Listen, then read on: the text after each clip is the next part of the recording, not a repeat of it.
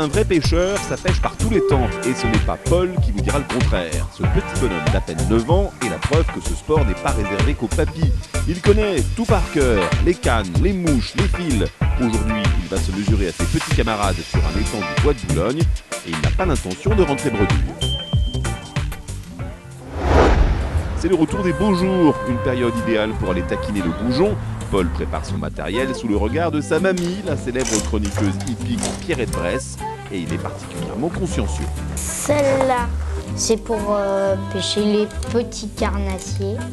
Paul a découvert la pêche il y a déjà 2 ans. Depuis, il ne peut plus s'en passer et ce n'est pas le froid qui va le retenir.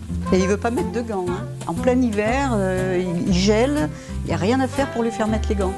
Car non seulement il pêche en toute saison, mais en plus il a toute la panoplie. Il ne veut rien laisser au hasard. À chaque canne, sa spécialité. Oh, il en a bien, oui, une petite douzaine, oui. Non, Puis moins alors, que ça. En plus, il a des moulinets spécifiques lorsqu'il pêche la truite ou lorsqu'il pêche le brochet ou quoi. Et je me souviendrai toujours du tout premier poisson qu'il a sorti. On était sur le bateau.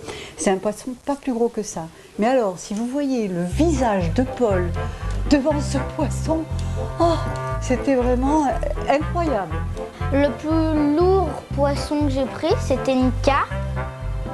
Elle faisait 10,5 kg.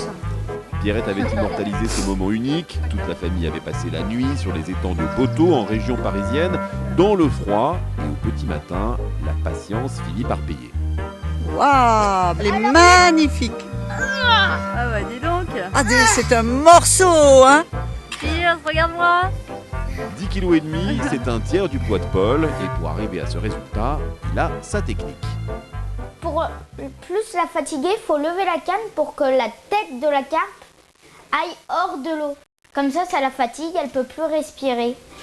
Les poissons n'ont aucune chance face aux connaissances encyclopédiques de Paul. Entre les parties de pêche avec sa mamie et les cours dispensés chaque mercredi par l'école de pêche de Levallois, il maîtrise son affaire. D'ailleurs, il est l'heure de rejoindre tous ses petits camarades. Allez, on y va. Arrivé dans le bois de Boulogne, Paul, en bon petit professionnel, fait le tour de l'étang pour jauger le terrain. Il accompagne Camille, son petit frère, qui lui ne peut pas encore pêcher. Viens, on va faire le tour par le banc. Pour des raisons de sécurité, il devra attendre d'avoir 7 ans et surtout d'être suffisamment patient, parce que Camille et la patience, ça fait 2. Ah bah, il est déjà parti. Pour le moment, c'est l'heure d'écouter les conseils de Morgane, leur professeur. Je veux les équipes de ce côté-là et ceux qui sont sur... Ok, parfait. Ils sont une quinzaine à perfectionner leur technique chaque semaine. Aujourd'hui, ils vont pêcher par 2. Tout l'équipement est prêt. Les vers sont dans les starting blocks pour finir sur les hameçons. Mais avant, il faut préparer sa ligne et c'est pas gagné. Passe-le. Oh, je retrouve même plus le trou. Je suis bigleux, alors je t'aiderai pas, je peux pas t'aider, je suis bigleux moi. Paul et Mathis sont des pêcheurs aguerris, mais ce n'est pas une raison pour se laisser aller. Et il y a 200 mètres de fil et t'arrives pas à lancer à plus d'1 mètre.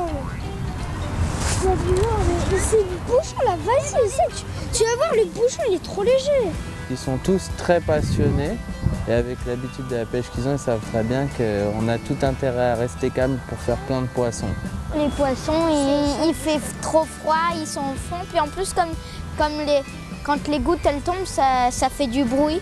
Alors ils se mettent dans des crevasses. Ah, il n'y a pas de meilleur. Il va y en avoir des plus chanceux que d'autres, mais après des meilleurs, ils ont tous à peu près le même niveau. Il y en a qui vont être un peu plus doués que d'autres sur certaines techniques et inversement. La lutte pour être le premier à attraper un poisson est acharnée, alors forcément ça se chamaille un peu jusqu'au moment où...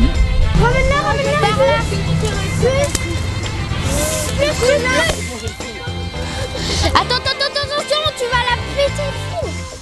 Tiens, fais gaffe les orties. Je la retiens.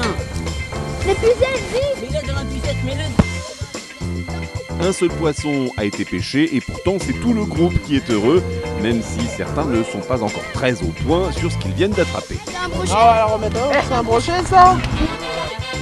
La carpe retournera finalement dans l'étang. Ici, on pêche seulement pour le plaisir. Malheureusement, Paul rentrera bredouille, mais il n'a pas dit son dernier mot. Il pêche toute l'année et en toute saison.